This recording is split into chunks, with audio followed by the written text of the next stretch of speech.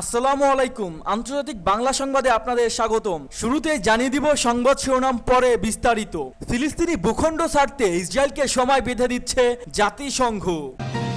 অন্যদিকে ইসরায়েলের উপর হামলা বন্ধ করলে হুতিকে স্বীকৃতি দিবে যুক্তরাষ্ট্র। আরো জানিয়ে দিব পশ্চিমা রাজনীতিবিদরা যেভাবে ইসরায়েলি হত্যার যন্ত্রের জন্য সময় কেড়ে নিচ্ছে। অন্যদিকে পেজার বিস্ফোরণ ইসরায়েলের বিরুদ্ধে প্রতিশোধের হুমকি জানিয়েছেন হিজবুল্লাহ। আরো জানাবো যুক্তরাষ্ট্র ও তার মিত্ররা সামরিক শিল্প রক্ষায় ইউক্রেনকে যুদ্ধের মধ্যে রাখতে চায়। এবং সবশেষ জানিয়ে দিব হ্যারিসের বিজয় কি সত্যি সাউথ ওয়ার্ল্ডের অনুকূলে।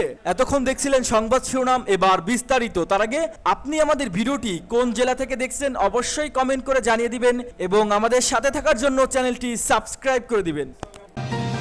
ফিলিস্তিনি ভূখণ্ড ছাড়তে ইসরায়েলকে সময় বেঁধে দিয়েছে জাতিসংঘ। জাতিসংঘের সাধারণ পরিষদ 18 সেপ্টেম্বর ফিলিস্তিনির দেওয়া একটি খসড়া প্রস্তাব গ্রহণ করা হবে। এর প্রস্তাবের মাধ্যমে অধিকৃত ফিলিস্তিনি অঞ্চল থেকে ইসরায়েলের অবৈধ উপস্থিতি ছাড়তে 12 মাসের সময় বেঁধে দেওয়া হবে, খবর রয়টার। এই পদক্ষেপের কারণে নিউ ইয়র্কের জাতিসংঘের অধিবেশনের আগে ইসরায়েল আরো বিচ্ছিন্ন হয়ে পড়বে। বৈশ্বিক এই সংস্থার বার্ষিক অধিবেশন উপলক্ষে বিশ্বনেতা নিউ ইয়র্কে জড়ো হবেন। আগামী 26 সেপ্টেম্বর 193 সদস্যের সাধারণ পরিষদে ইসরায়েলের প্রধানমন্ত্রী বেনিয়ামিন নেতানিয়াহুর ভাষণ দেওয়ার কথা রয়েছে। একই দিনে ফিলিস্তিনি প্রেসিডেন্ট মাহমুদ আব্বাসও ভাষণ দেবেন। নতুন এই প্রস্তাবে গত জুলাই মাসে দেওয়া আন্তর্জাতিক বিচার আদালত আইসিজে পরামর্শমূলক মতামতকে স্বাগত জানানো হবে। ফিলিস্তিন অঞ্চলে ইসরায়েলি দখলদারি ও বসতি স্থাপনকে অবৈধ এবং প্রত্যাহার করার পক্ষে তখন মত দেন আদালত। তবে দখলদারি ও বসতি প্রত্যাহারের কথা বললেও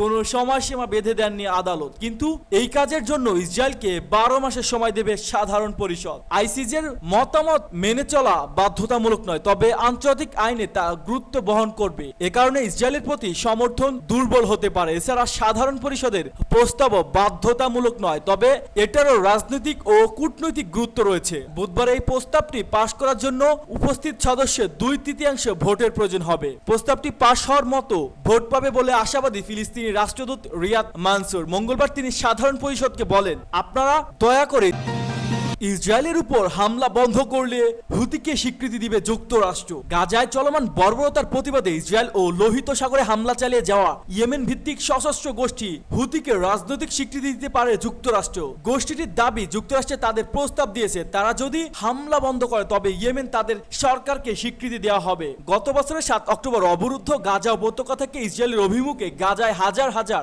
রকেট ছুড়ে মুক্তিগামী ফিলিস্তিন সদস্যদের সংগঠন হামাস। এতে ইসরায়েলে নিহত হয়েছেন 1400 জন। এরপর বছরের পর বছর অবরুদ্ধ গাজা উপত্যকায় চালানো নিপীড়ন আরো জোরালো করে ইসরায়েলি বাহিনী। সেদিনের পর থেকে চালানো সামরিক অভিযানে প্রাণ হারিয়েছে 40,000-এরও বেশি ফিলিস্তিনি, আহত হয়েছেন 90,000-এরও বেশি। হতাহতদের বেশিরভাগই বেসামরিক। এমন অবস্থায় বিশ্বজুড়ে যুদ্ধবিরতির আহ্বান জানানো হচ্ছে। এই সংঘাত ছড়িয়ে পড়তে শুরু করেছে মধ্যপ্রাচ্য অন্যান্য অঞ্চলেও। অভিযান শুরুর পর থেকে একাধিকবার ইসরায়েলকে হুঁশিয়ারি দিয়েছে হুতি বিদ্রোহীরাও। এরপর থেকে নিয়মিত লোহিত সাগরে জাহাজ লক্ষ্য করে হামলা চালাচ্ছে ইরানি সমর্থিত ওই গোষ্ঠী। গত সপ্তাহে প্রথম ইসরায়েলি ভূখণ্ড লক্ষ্য করে হামলা চালায় তারা। হুতি সিনিয়র কর্মকর্তা আল বুখাতি বলেন, আমরা যে কোনো অভিযান পরিচালনার পর যুক্তরাষ্ট্র থেকে যোগাযোগ করা হয়। তারা আমাদের সামরিক কার্যক্রম বন্ধ রাখার জন্য চাপ দেয়। যুক্তরাজ্য ও যুক্তরাষ্ট্র উভয় পক্ষ থেকে যোগাযোগ করা হয়। অনেক ভয়ভীতি দেখানোর পাশাপাশি লোভনীয় প্রস্তাবও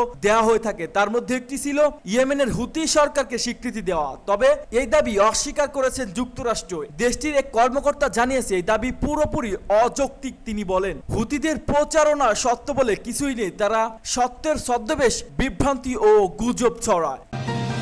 পশ্চিমা রাজনীতিবিদরা যেভাবে ইসরায়েলি হত্যার যন্ত্রের জন্য সময় কিনে নিচ্ছে। পার্স টুডে অনেক বিশ্লেষক বিশ্বাস করেন যে ইরাক যুদ্ধের সময় এর সঙ্গে জড়িত এবং দায়িত্ব পালনকারী টনি ব্লেয়ারের মতো ব্যক্তিসহ পশ্চিমা নেতাদের জবাবদিহি করার ব্যর্থতা শুধুমাত্র সহিংসতার বৃদ্ধির দিকে নিয়ে যাবে। গাজা যুদ্ধে ব্রিটিশ ভূমিকা সংক্রান্ত তদন্তের সময় নতুন দাবি করেছেন ব্রিটিশ পররাষ্ট্র মন্ত্রণালয়ের সাবেক উপদেষ্টাদের একজন। পার্স টুডের মতে এই পরামর্শদাতা ঘোষণা করেছে যে ব্রিটিশ প্রধানমন্ত্রী ডেভিড ক্যামেরন তার পররাষ্ট্রমন্ত্রী থাকাকালীন সময়ে ইহুদিবাদী ইসরায়েল আন্তর্জাতিক মানবাধিকার আইন লঙ্ঘন করেছেন বলে তিনি সতর্ক পেয়েছিলেন, তবে ক্যামেরন এই ব্যাপারে কোনো পদক্ষেপ নেননি। এই সূত্রটি বলছে যে ব্রিটিশ পররাষ্ট্র মন্ত্রণালয়ে সতর্ক করা হয়েছিল যে ইসরায়েলের অস্ত্র রপ্তানি বন্ধ না হলে ব্রিটেন যুদ্ধাপরাধের অংশীদার হিসেবে বিবেচিত হতে পারে। জানুয়ারিতে আইনি পরামর্শের বিষয়ে জানতে চাওয়া হলে ক্যামেরন বলেছিলেন যে তাকে কি নথি দেওয়া হয়েছিল তা তার মনে নেই। ইসরায়েলি দখলদার বাহিনী হিসেবে স্বীকৃতি কিনা তা নিয়েও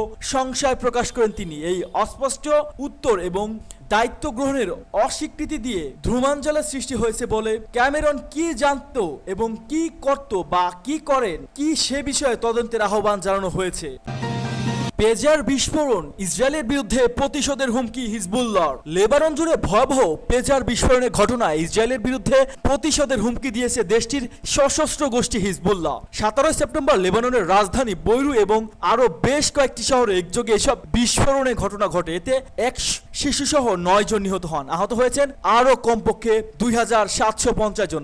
আহতদের মধ্যে লেবাননে নিযুক্ত ইরানের রাষ্ট্রদূত রয়েছে। এছাড়া হিজবুল্লাহর বেশ কয়েকজন যোদ্ধাও আহত হয়েছেন বলে জানা গেছে। ঘটনার জন্য ইসরায়েলকেই দায়ী করেছে লেবানিজ সশস্ত্র গোষ্ঠী। আহতদের মধ্যে অন্তত 200 জনের অবস্থা আশঙ্কাজনক। পেজার হলো এক ধরনের ছোট যন্ত্র যা মোবাইল ফোন বিকল্প হিসেবে যোগাযোগের জন্য ব্যবহৃত হয়। মঙ্গলবার হঠাৎ লেবাননের বিভিন্ন স্থানে একের পর এক পেজার বিস্ফোরিত হতে থাকে। সেগুলো হ্যাক করে বিস্ফোরণের ঘটনা হয়েছে বলে ধারণা করা হচ্ছে। এক বিবৃতিতে হিজবুল্লাহ জানিয়েছে যে পেজারগুলোতে বিস্ফোরণ ঘটছে সেগুলো হিজবুল্লাহর বিভিন্ন ইউনিট ও প্রতিষ্ঠানের কর্মীরা ব্যবহার করতেন। এসব বিস্ফোরণ তাদের অন্তত 2 যোদ্ধা নিহত হয়েছেন। এসব বিস্ফোরণের জন্য সরাসরি ইসরায়েলকে দায়ী করেছেন গোষ্ঠীটির। তারা বলছে এর জন্য ইসরায়েলকে উপযুক্ত শাস্তি পেতে হবে। ইরানের সমর্থিত এই সশস্ত্র গোষ্ঠী জানিয়েছে যে গাজা এবং এর জনগণের প্রতি সমর্থন অব্যাহত রেখে তারা তাদের কার্যক্রম চালিয়ে যাবে। তবে এখন পর্যন্ত ইসরায়েলের পক্ষ থেকে এই বিস্ফোরণের বিষয়ে কোনো মন্তব্য করা হয়নি। এদিকে হিজবুল্লাহ নেতা হাসান নাসরুল্লাহ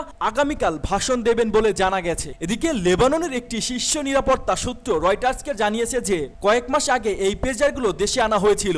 ইসরায়েল এবং মার্কিন কয়েকটি সূত্র বলছে হিজবুল্লাহ এই পরিকল্পনা সম্পর্কে জেনে যেতে পারে এবং আশঙ্কা থেকে ইসরায়েল পরিকল্পনার আগে এই পেজারগুলো বিস্ফোরণ ঘটিয়েছে। এই পেজারগুলো তাইওয়ানের গোল্ড অ্যাপোলো ফর্ম সরবরাহ করেছিল। তবে এই বিস্ফোরণের ঘটনা কোনো ধরনের সম্পৃক্ততার কথা অস্বীকার করেছে এই কোম্পানি। তারা বলছে হাঙ্গেরির একটি কোম্পানি এই পেজারগুলো তৈরি করেছে এবং তারা চুক্তির আওতাও তাদের কাছ থেকে সব পেজার নিয়েছে।